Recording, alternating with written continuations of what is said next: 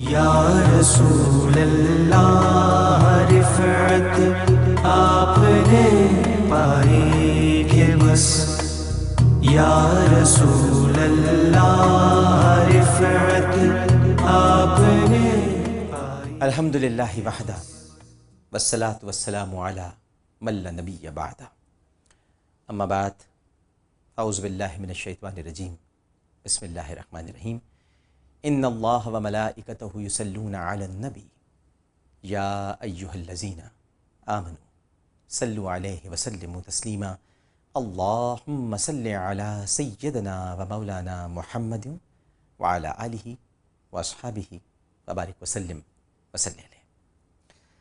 السلام علیکم ناظرین کرام، اجداد میرے رسول صلی اللہ علیہ وآلہ وسلم کے ربیع الاول کی خصوصی ٹرانسمیشن کا یہ خصوصی پروگرام لے کر عامر لیاقت حسین حاضر خدمت ہے۔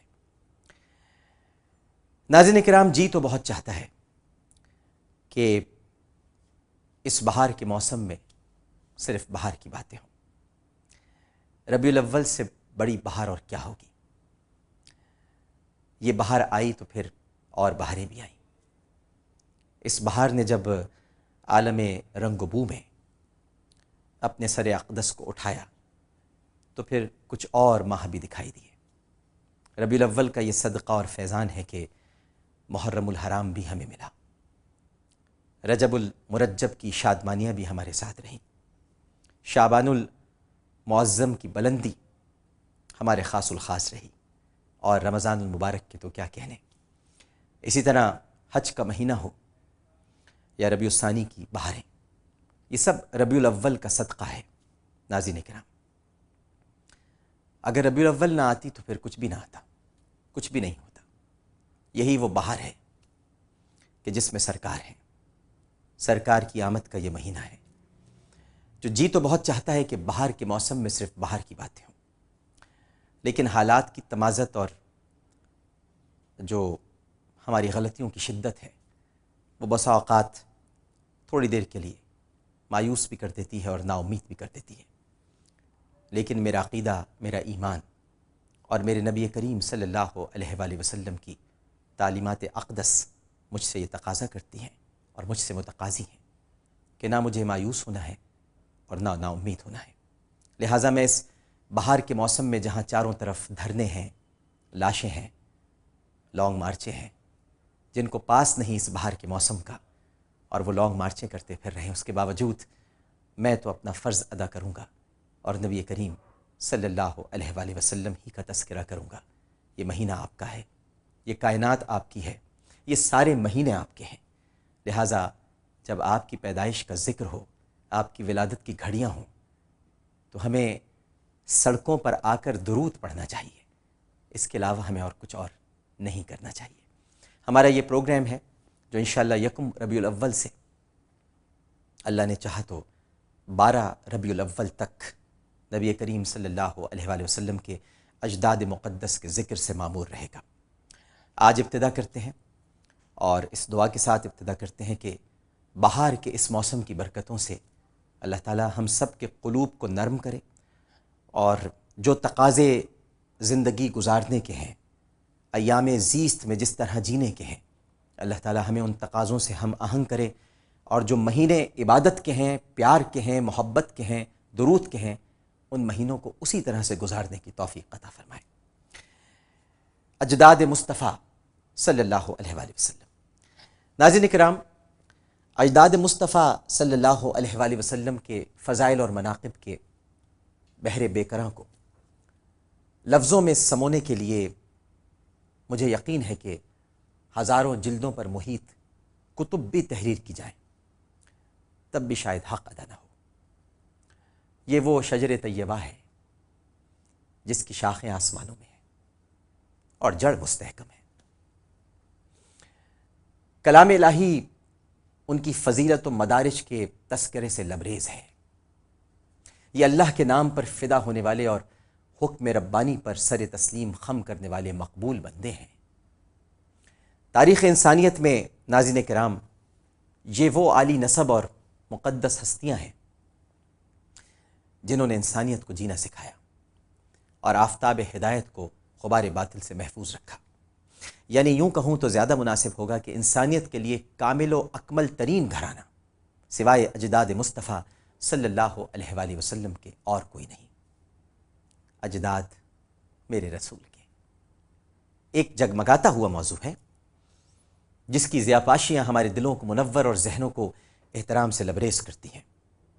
اور ایسا کیوں نہ ہو کہ تذکرہ اس عظیم المرتبت شجر نسب کا ہے جو اس عالم رنگ و بو میں نور کائنات کو وجود میں لانے کا ذریعہ بنا۔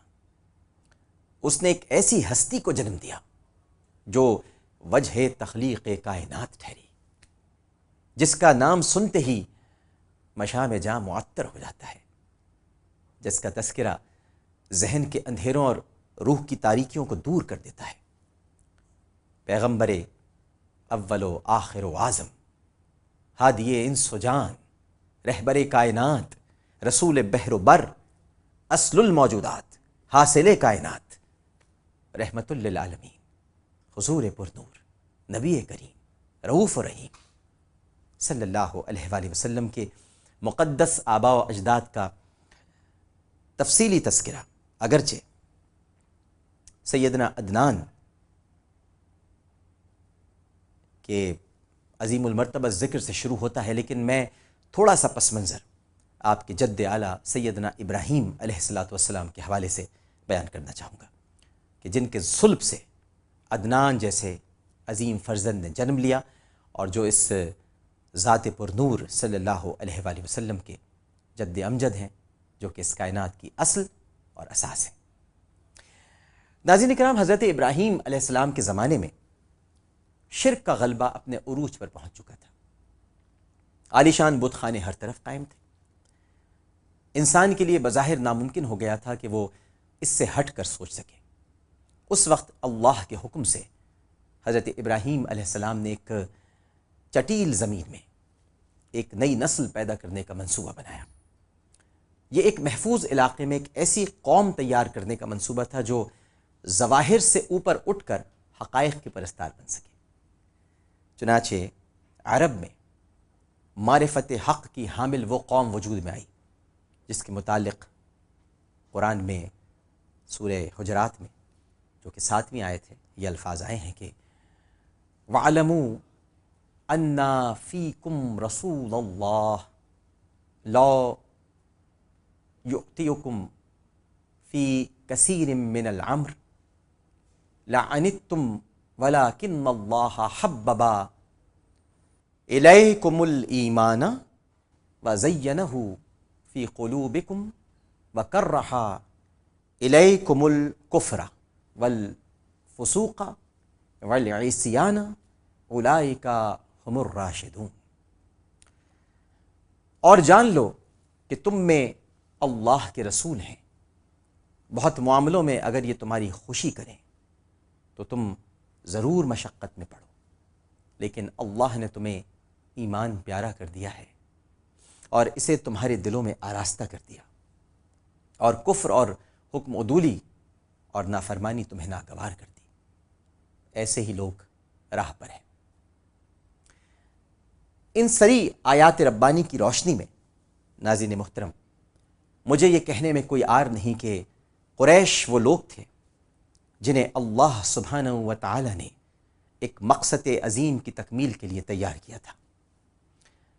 اللہ تعالیٰ کی ہمیشہ جاری رہنے والی سنت کے مطابق یہ فرض اس وقت تک ادا نہیں ہو سکتا تھا جب تک کہ ان کی معاشرتی تربیت اس معیار پر نہ ہو کہ وہ دوسروں سے ممتاز نظر آئیں۔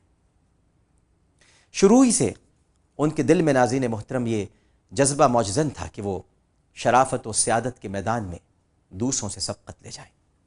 حضرت ام حانی بنت ابو طالب رضی اللہ تعالی عنہ فرماتی ہیں کہ نبی کریم صلی اللہ علیہ وآلہ وسلم نے قریش کے 7 خصائل ایسے بتائے ہیں جو سب کے سب نہ ان سے پہلے کسی کو ملے اور نہ بعد میں کسی کو ملیں گے۔ فرماتی ہیں کہ ان میں نبوت ہے، پھر فرماتی ہیں کہ ان میں خلافت ہے، پھر فرماتی ہیں کہ ان میں دربانی کعبہ ہے، پھر فرماتی ہیں کہ ان میں سقائیت ہے،